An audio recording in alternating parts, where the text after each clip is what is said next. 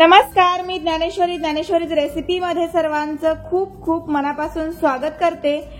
बेलण्याला झेंडूबाम लावतात तुम्ही सुद्धा आश्चर्यचकित व्हाल, कारण या ट्रिक्स आता तुम्हाला नक्की कामी येणार आहेत। दिवाळीसाठी सुद्धा वाती बनवण्याची एक सोपी पद्धत मी शेअर केली आहे।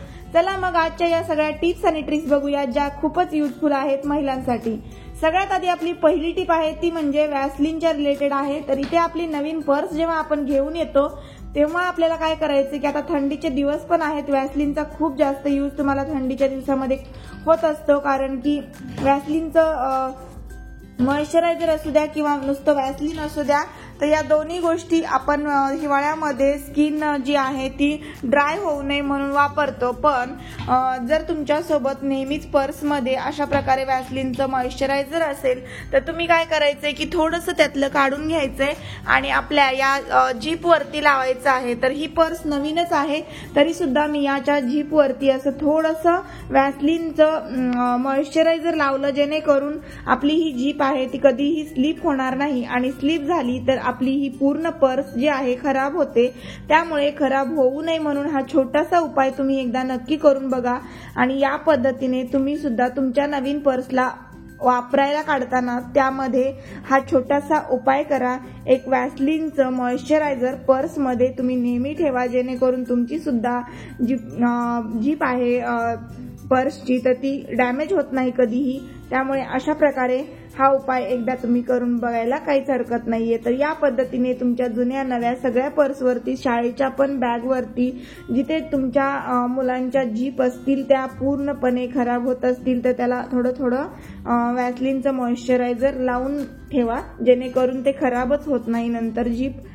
पुढची आपली टिप आहे ती सुद्धा आपण बघणार आहोत, ती आहे लॉकच्या रिलेटेड। पद्धतीने आपल्याला ज्यावेळी लॉक जे आहे तर त्याची चावी तरी अशी गंजलेली असते किंवा लॉक तरी खूप दिवसांपूर्वीचं असतं, अगदी 7-8 वर्ष 8-10 वर्ष वापरलं गेलेलं लॉक जे असतं त्याला अशा पद्धतीने थोडाफार तरी गंज आलेला असतो। त्यामुळे आपल्याला काय करायचं की चावीच्या वरती किंवा मग लॉकच्या सेंटरला जे होल असतं ज्यामधून आपण अशी चावी आतमध्ये घालतो आणि त्यानंतर आतमध्ये पूर्ण गंज आलेला असतो, त्यामुळे आपल्याला चावी फिरवणंही कठीण जातं आणि लॉक लागणं सुद्धा कठीण जातं। त्यामुळे आपलं लॉक आपल्याला काही दिवस वापरल्यानंतर ते वापरण्यायोग्य राहत नाही। म्हणून काय करायचंय की व्हॅसलिन यामध्ये थोडंसं लावायचंय, चावीच्या वरती लावलं आणि त्यानंतर चावी यामध्ये लॉकच्या मध्ये घातली आणि नंतर तुम्ही ते लॉक उघडलं लावलं, 2 वेळेस ही प्रोसेस केली तरी सुद्धा आतमध्ये सगळीकडे या लॉकमध्ये हे व्हॅसलिन लागलं जातं आणि त्याचा गंज पूर्ण नाहीसा व्हायला मदत होते।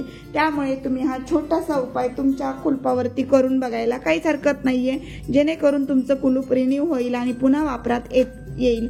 खूप महागडे असे लॉक असतात आपल्याकडे आणि त्याला जर पुन्हा वापरात आणायचं असेल, गंज घालवायचं असेल तर थोडंसं त्यावरती व्हॅसलिन लावायला नक्कीच विसरू नका। पुढची आपली टिप आहे ती सुद्धा दिवाळीसाठी खूप कामी येईल तुम्हाला। तर आपल्याला काय करायचं की आपल्याकडे अशा प्रकारच्या पुरणाच्या चाळण्या असतात, तर त्यावरती आपल्याला कापूस घ्यायचा आहे थोडासा, आणि हा कापूस जो आहे तो असा थोडासा स्प्रेड करून घ्यायचा हाताने थोडं असं, आणि चाळणीवरती ठेवायचा आहे आणि हाताने आपण त्याची छान वात बनवून घ्यायची। अशा प्रकारच्या वाती जर आपण बनवून ठेवल्या तर आपल्याला दिव्यामध्ये घालण्यासाठी भरपूर वाती तयार होतात। दिवाळीसाठी याचा वापर आपण करू शकतो। तर या वाती आहेत त्या बनवायला खूप सोप्या आहेत आणि वेळही लागत नाही या वाती बनवायला, फक्त 5 मिनिटात आपल्या भरपूर वाती तयार होतात। झटपट अशा या वाती मी बनवून घेतल्या। तुम्ही सुद्धा दिवाळीसाठी वाती बनवायचा विचार करत असाल तर दिव्यामध्ये घालण्यासाठी या छोट्याशा ट्रिक वापरून तुम्ही ह्या वाती बनवू शकता। अगदी इझिली तयार होणाऱ्या या वाती आहेत।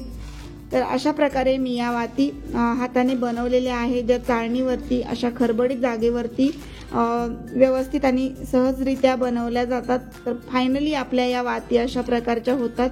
पाहिजे तेवढा कापूस घ्यायचा आणि थोडा हाताने हलक्या हाताने यावरती फिरवायचा, लगेच वात तयार होते। तर या पद्धतीने तुम्ही सुद्धा दिवाळीसाठी वाती बनवून ठेवा, जेणेकरून दिवाळीची पूर्वतयारी तुमची होते आणि जेव्हा अचानक वेळी दिवे लावायचे असतात तेव्हा वाती तुम्हाला कराव्या लागत नाही।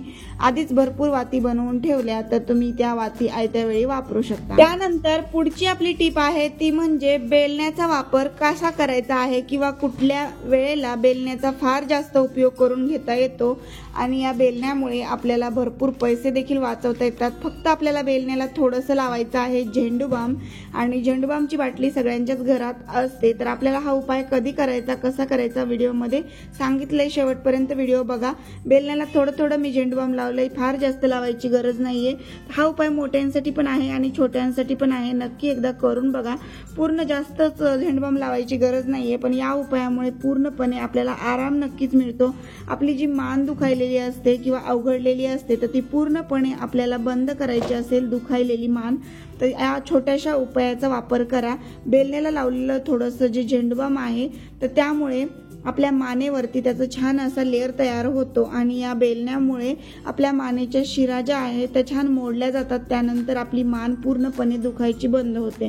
कितीही अवघडलेली मान असेल तरी देखील तुम्ही या पद्धतीने मानेला रिपेअर करू शकता किंवा मोकळी मान तुमची करू शकता। बऱ्याच वेळा मान दुखायलेली असते, आपण त्याला चोळतो तरी किंवा शेकतो तरी, त्यापेक्षा वेगवेगळ्या क्रीम देखील वापरतो, पण आपली मान काही राहण्याचं नाव घेत नसते। त्यामुळे हा छोटासाच उपाय आहे, कामी येणारा आहे, नक्की एकदा करून बघा। तुमची सुद्धा कधी अशी मान अवघडली असेल आणि तुमच्याकडे दुसरा काही पर्याय नसेल, मान दुखायला लागली की भरपूर दुखते, त्यामुळे या पद्धतीने हा उपाय खूप जास्त उपयोगी आहे।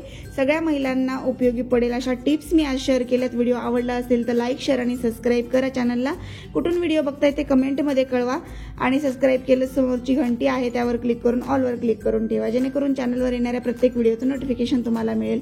चला तर मग पुन्हा भेटू अशाच एका छानशा व्हिडिओ सोबत। व्हिडिओ पूर्ण पाहिल्याबद्दल सर्वांचे मनापासून धन्यवाद।